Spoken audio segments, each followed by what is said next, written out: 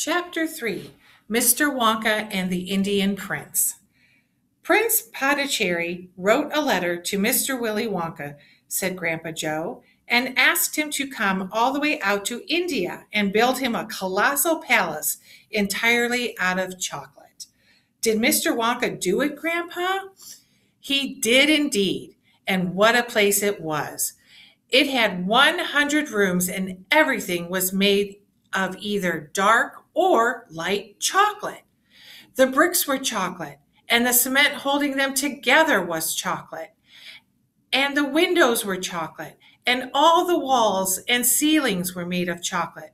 So were the carpets, and the pictures, and the furniture, and the beds. And when you turned on the taps in the bathroom, hot chocolate came pouring out.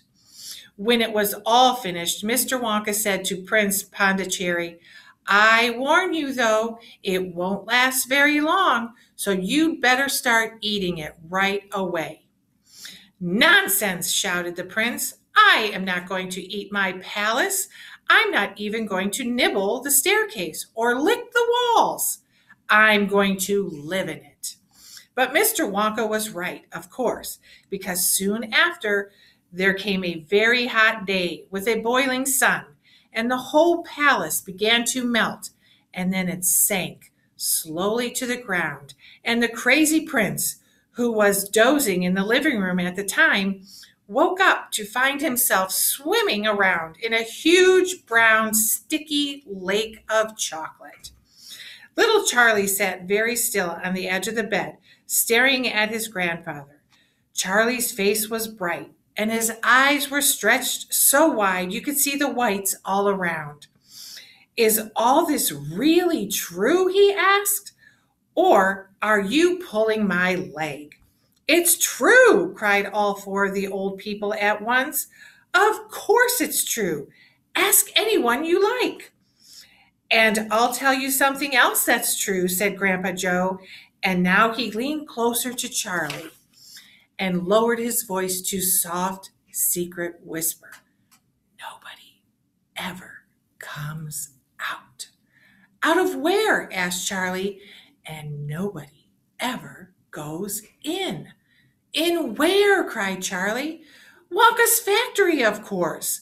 "Grandpa, what do you mean?" "I mean workers, Charlie." "Workers?" "All factories," said Grandpa Joe, "have workers streaming in and out of the gates in the mornings and the evenings, except Wonka's. Have you ever seen a single person going into that place or coming out?" Little Charlie looked slowly around at each of the four old faces, one after the other, and they all looked back at him. They were friendly, smiling faces, but they were also quite serious. There was no sign of joking or leg pulling on any of them. "Well, have you?" asked Grandpa Joe. I really don't know, Grandpa," Charlie stammered. "Whenever I walk past the factory, the gates seem to be closed." "Exactly," said Grandpa Joe. "But there must be people working there." "Not people, Charlie, not ordinary people anyway." "Then who?" cried Charlie. "Aha, that's it. You see, that's another of Mr. Willy Wonka's cleverness." "Charlie, dear," Mrs. Bucket called out from where she was standing by the door, "it's time for bed. That's enough for tonight."